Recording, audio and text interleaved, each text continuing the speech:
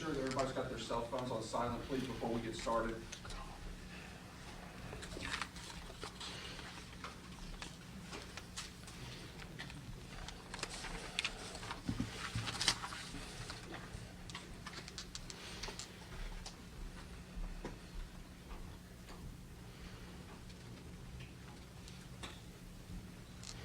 We good, Victor? Everybody good? Everybody good? Mic checks and everything, we're all good, right? All right. Good afternoon. On Monday, the mayor and I and our homicide stood in front of you and asked for and delivered some really tragic news of a little girl who was tragically murdered. And we asked for your help. Her name was Jocelyn Nungary, and she was 12 years old. We started to work, and we've been working around the clock since that time, trying to find out what happened to her and who was responsible and to get them off the street.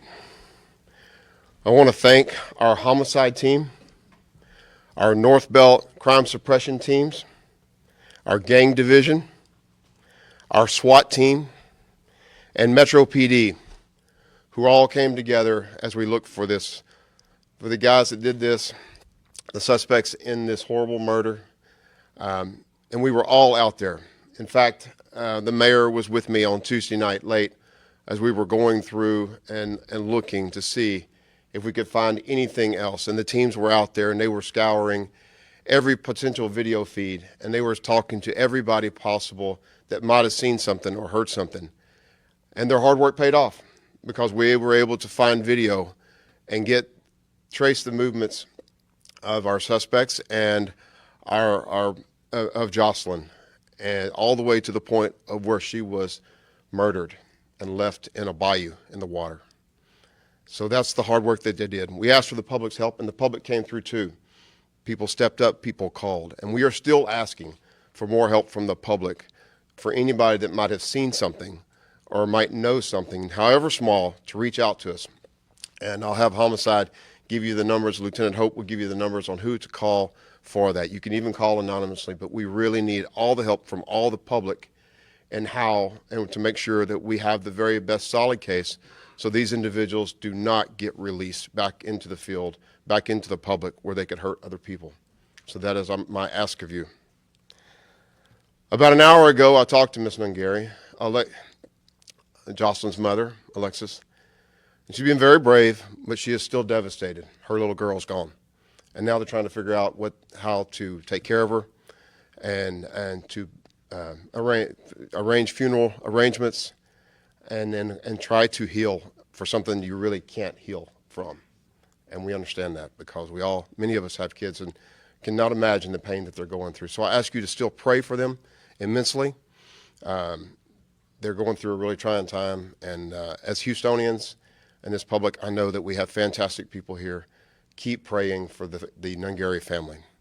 I want to turn it over to the mayor to make a few comments, and then followed by that, we'll have Lieutenant Hope to give you more details on the investigation and how it's played out thus far, things that we can share, but please understand there are still things we cannot share for the purposes of the investigation. I know you all understand that. And then we're going to deliver this in Spanish with Commander Garcia, who will offer comments in Spanish, and then we'll take questions from there. So with that, Mayor. Thank you, Chief. I'm here because of the seriousness of this case and my personal interest. As the mayor, as a grandfather and a father, it doesn't get any worse. I'm here primarily, though, to emphasize 3 points. Our condolences to the family. When I spoke to Ms. Ngari about an hour ago, she was at the funeral home.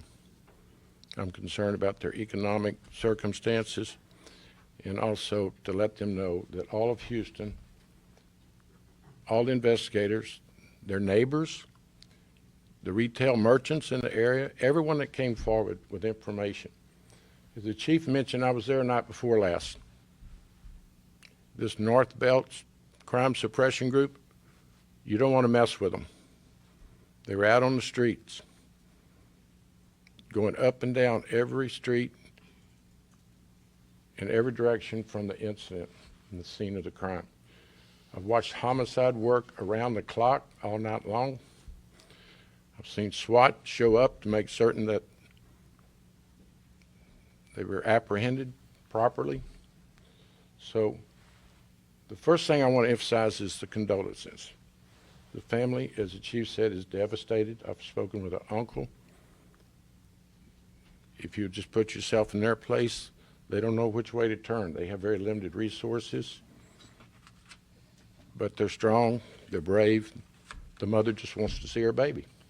Hasn't been able to examine the body due to the investigation, but she's making arrangements as we talk. Number two, and I just touched on it briefly, but I want to expound on it. The police work.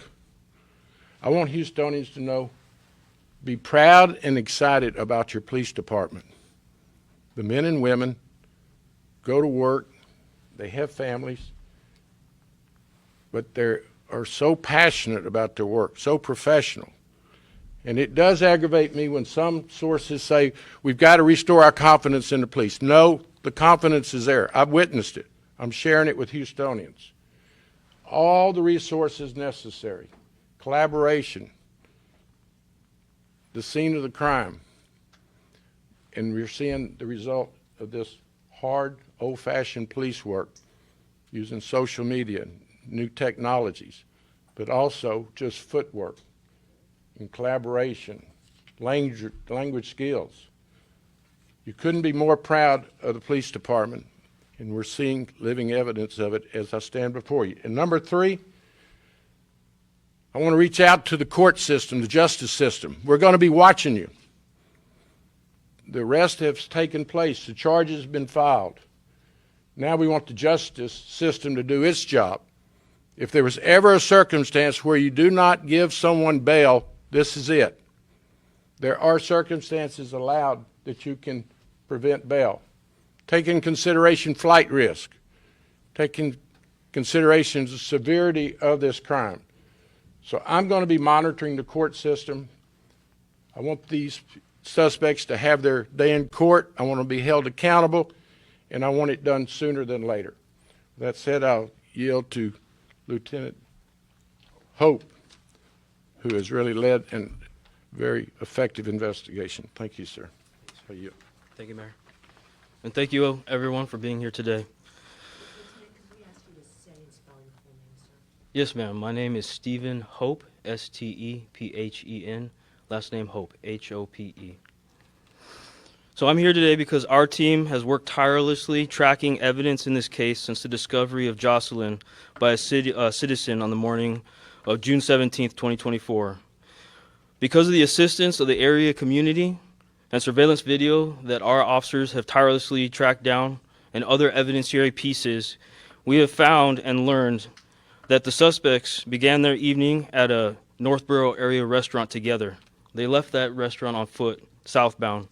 The suspects continued south and were first seen on a camera, and those are the images that we released to you, to all of you and to the public. Suspects seen meeting the victim and talking for a few minutes while they were on Kirkendall. Later, the suspects and the victim walked together to a convenience store, and those images were also released to you guys and the public. After a few minutes, all three together walked to a bridge where ultimately Jocelyn was murdered. Suspects continue south towards their residence after leaving Jocelyn there. I want to thank the media for their assistance in greatly and broadly releasing the images of the suspects. I want to thank all the witnesses who have been brave, coming forward, talking to the police, and giving us the information that we needed to identify these suspects. So that on this morning, Thursday, June 20th, officers with the Houston SWAT team, Gang Division, North Belt Division, and Homicide did a coordinated operation at 13355 Northborough Drive, the Canfield Lake Apartments. And there we were able to find the two suspects, detain them, and transport them back here to Travis for questioning. While there, CSU continued to process their location, searching for more evidence, which they have found. The suspects are now facing charges of capital murder, one being Johan Jose Rangel Martinez, the second male being Franklin Jose Peña Ramos. It's because of the hard work of my police officers, the teams, the media, and the community at large that we were able to do this. And I'm very proud of everyone who was involved. Thank you. Can you please repeat the name of the suspects, please, and spell them out if you don't mind? Johan Jose Rangel Martinez, Johan Jose Rangel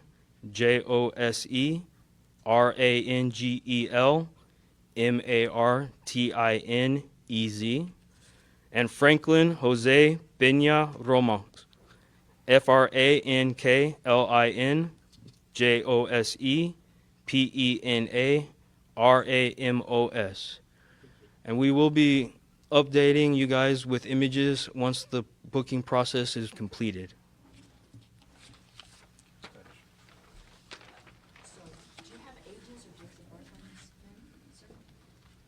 Yes. We're just going to release the ages. Martinez is 21 years old, and Ramos is 26 years old. Buenas tardes. A nombre del jefe de la policía Satterwhite y del alcalde Whitmire, acabamos de recibir las noticias de que gracias a los esfuerzos de todos los policías involucrados en este caso, tanto de la división de homicidios como la división de pandillas, el equipo de SWAT y el equipo de patrulla del norte de la ciudad, hemos localizado, hemos entrevistado y se le han levantado cargos a las dos personas responsables por el asesinato de esta pequeña de 12 años, Jocelyn Nungaray. Tanto el jefe como el alcalde han estado en comunicación con la madre de esta pequeña, de nuestra víctima, y ahorita en estos momentos la madre está tratando de hacer arreglos para transportar el cuerpo de la niña. Lo que sí podemos compartir con ustedes es de que cuando los detectives dieron a conocer las fotos de los sospechosos, eso nos apoyó porque hubo testigos que los reconocieron. Esos testigos se comunicaron con la policía y pudimos localizarlos y pudimos arrestarlos. Como dije anteriormente, la Procuraduría ha aceptado cargos por asesinato del mayor nivel posible. Estos individuos llevan de nombre Johan José Rangel Martínez, de 21 años de edad, y Franklin José Peña Ramos, de 26 años de edad. Aún queremos que la comunidad nos siga apoyando. Necesitamos más testigos, porque el caso siguiente, lo que ahora sigue, es la cuestión del juicio ante las cortes. Entre más testigos tengamos, más fuerte va a ser el caso contra estos individuos. Así que continuamos pidiéndole a la gente que si sabe algo, por favor, comuníquese con la División de Homicidios al 713-308-3600 o pueden hablarle a Crime Stoppers, pueden permanecer anónimos. Nosotros no vamos a saber quiénes están hablando, pero ustedes pueden dar la información que tienen al 713-222-TIPS. Muchas gracias. ¿Preguntas? Questions? We'll now take questions. Sources describe a pretty horrendous, her arms and feet tied up, bottom down. What can you tell us about this scene, and do you believe that there was a sexual assault here as well as murder? We're still doing a lot of that investigation. We have performed submitted for a sexual assault kit to be performed, the same kit on her. So that is still pending. And for everything else, it was a horrible scene, but in care of the investigation, that's as far as I'll go with it. And then we're told that one of the suspects had possible bite marks on his neck. Any self-defense wounds? Do you believe that there was a struggle here? And broken nails? So again, at this point, there's things I can release, that we will release, and things that we won't. All of that, the condition of her more specifically of the suspects. All of those things will come out in time.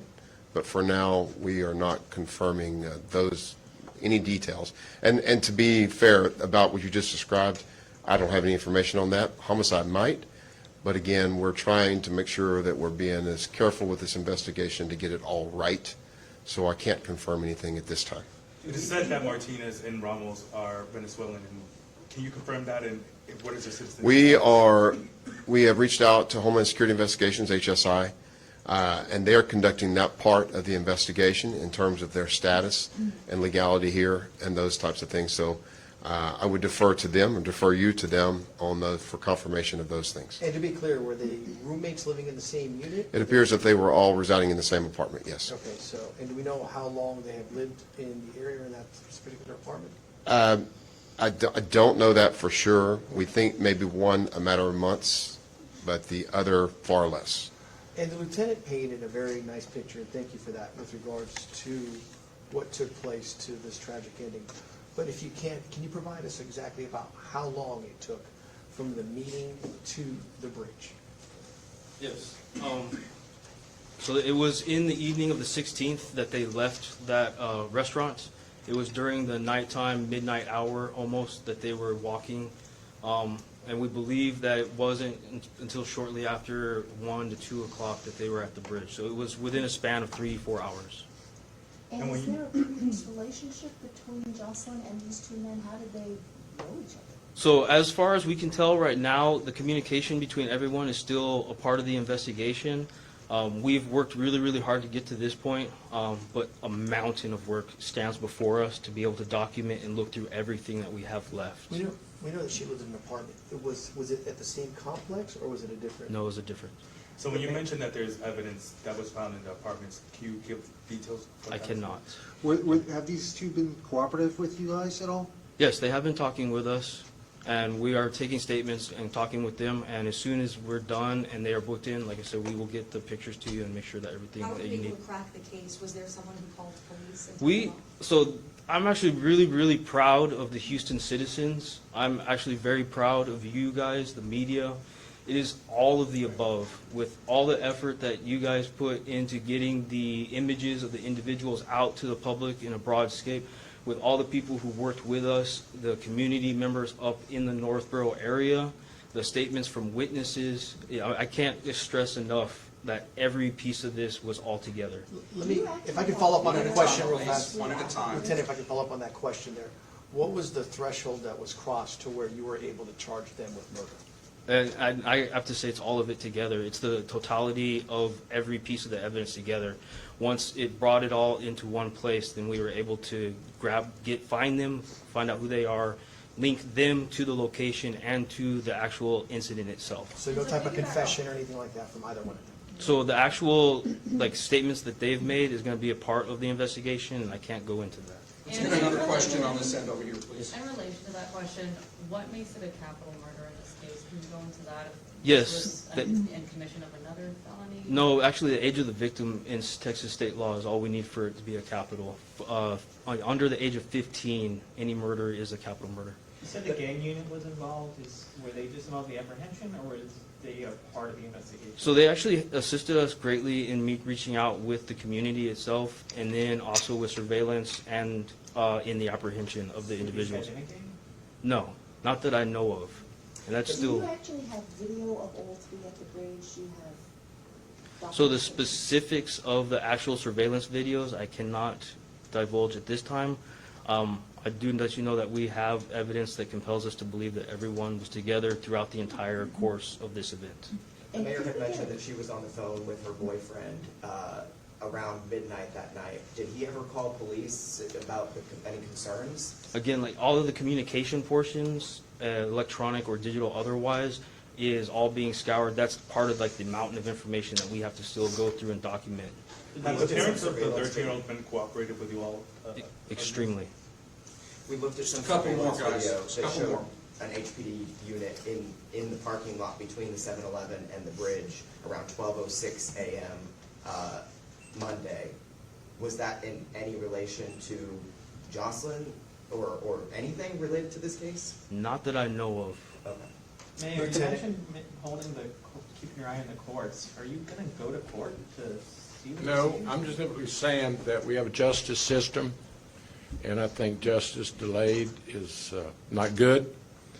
So this is such an horrendous crime that I don't want to see these individuals on bond on the streets of Houston, if at all possible. We'll leave that to the judgment of the magistrate and the judges. But from my experience, capital murders in general on bond are some of our higher risk individuals, dangerous to law enforcement. When they jump bond, they know there's a warrant for their arrest. They don't want to be apprehended, and that leads to violence, not to mention the exposure to the citizens of Houston. So all I'm saying is the police are doing their job. The public's cooperating. The media's cooperating. Charges have been filed. So now let's do not delay accountability. Give them a fair trial they're entitled to, but hold them accountable by the judge and the justice system. So I will be monitoring it because, in general, I'm concerned about the delay of trials in Harris County. Approximately 900 individuals are on the street of Houston today charged with murder or capital murder, waiting to go to court. And as I've said, it's one of the more dangerous profile that you could have in our community, that many of them are fugitives. We don't even know where they are. So I want to let Houstonians know I'll be monitoring the justice system as these two individuals go through it. Chief, as you mentioned with regards on the to, two suspects, please? Lieutenant, could we just get a date of birth on the two suspects? No, just the age, I'm sorry. I just have the age. It appears that they might have shaved their beards. Were they trying to, like, do you think they were trying to change their identity or hide their identity? So it's often very easy for people to change the way they look, and I can't say what their intentions were in that, but Chief, Detective, do we know more about their background when they arrive here in the States, or No, if they I- cross legally, illegally, or if there's an ICE retainer on them, or? so no, and like I said, as Chief had mentioned, we reached out to HSI, and we're gonna let them take care of that portion of the investigation and look into it. Chief, as you reach Last out, question right here, Mario. Chief, as you reach out to HSI, I have to ask, were they in any database within HPD already or within Harris County in the court system or any of our surrounding counties? So I don't have that information. Do we know if they were already in our system? So we could, I'll tell you, I don't know, and I apologize, I should know that, but what I'll do is I'll find out if they're already in our system in any way, that we've been handled them before, and we'll share that. I'd appreciate that. The other quick question on the follow-up with that is that with regards to the gang task force or the gang members of HPD, excuse me, the gang officers, forgive me, Yes, sir. within HPD that were assisting in this, do we have confirmation that these men were associated with any type of either local or Venezuelan gangs that have a presence here in Houston? So at this moment, I have no information to suggest that the team hasn't told me anyone's different. Again, we're working with HSI, and you know that within time, that may be something that's occurred, that they may have affiliations. But I just can't say that for sure at this moment. Thank you for finding out about that. Yes, sir. All right, So folks. last question, Lieutenant, what is the, what restaurant were the men seen at when you begin this timeline? So I want, again, like the specifics of the incident, I want to kind of leave it to the investigation as it ongoes, and it's in the Northborough area, so it was not, everything was actually very close and on. Mayor, quick one to you. That's it, last question. Guys, and real quick, as far as the booking photos and court information, once they're formally processed, we get the court assigned, you guys will get the booking photos. We'll post them to our X page. What's the takeaway that you have, Mayor, that we've always heard about community policing, but you really had a community, from what I've been able to gather, separate from what's been confirmed here today, really step up and flood the system with tips going into last night about this? I can assure you, from HPD's perspective, it was all hands on deck. When I was there night before last in the parking lot, you had the HPD investigators going across that area of our community. As has been expressed by Lieutenant Hope through the media, Houstonians of all walks of life have come forward. And there's probably, listening to the officer, no one thing that made this case. It was the collaboration of the public, the media, the residents, the retail merchants. I was there when they were asked to allow HPD to view their videos. Everyone cooperated, and that's what is great about Houston. We come together during difficult times. This is a difficult time, but Houstonians ought to know they've got a police department that fights crime. The only thing this police department needs is more resources. They've got the expertise, the passion, the experience. We just need additional resources, which we'll be addressing in future days. So it's sad, it's outrageous, makes you angry, but we're going to court with these individuals and hold them accountable.